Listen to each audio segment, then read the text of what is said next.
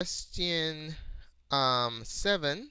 In question 7, we're being assessed on how to find the period of a graph, and we're looking at an application scenario where we are examining the distance between the peaks of the ocean, the peaks in the wave in an ocean. Okay. All right. So let's read number 7. It says tides are a periodic rise and fall of ocean water. On a typical day at a seaport, to predict the time of the next high tide, the most important value would have to be so we have uh, four options here. So if you want to calculate the time between the high tides, okay, so you're looking at the distance between one high tide and the next high tide. Now let's go ahead and write down the component of the graph that's going to help us with this problem right here. So you want to recall what the period is. The period has a special significance when you're dealing with periodic functions. Okay, we have a periodic function here because the ocean water is oscillating between highs and lows. So what is the period? The period of the graph of a periodic function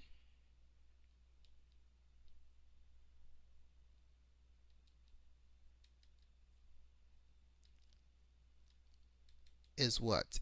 Is the distance between consecutive highs and lows. The distance between consecutive highs and lows. Okay? Highs and lows. Alright, so in this particular situation right here, we're looking at the time between two highs. Okay? So let's go ahead and give you a visual of what we're talking about here. So let's assume that this is the wave pattern of the ocean right here, the cycles that happen. So it goes something like this, like that. Let's put a point here, put a point here, and then put a point here. So this is the high right here, and then it goes down to the midpoint, and then it goes to the low, and then back to the center. It doesn't look good. Let's try it again. So it goes down to the low, back to the center, and then up back to the high. Alright, so the distance between consecutive highs, so this is a high right here, and this is another high. The distance between consecutive highs or consecutive lows, so let's say it keeps on going all the way here to here, that's what the period is. Okay, so if we want to calculate how long it takes between two high tides, what we're looking for is the time period between those 2 points that we have illustrated in the graph. Okay, so the distance from this point right here to this point is basically what the period is, and that's the best indicator of how much time separates the high tides. All right, so this is a period.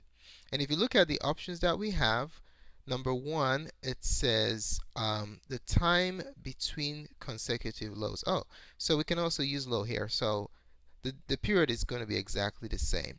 All right, so let's use the low here.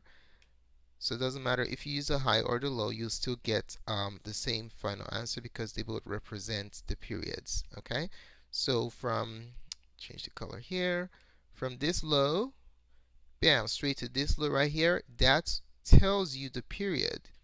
Okay, so the fact that we're using lows to calculate the distance between highs shouldn't bother you because in both scenarios, the time separation is exactly the same. So if this were, let's say, 3 hours, guess what? The distance between the highs will be 3 hours also because that's the nature of periodic functions.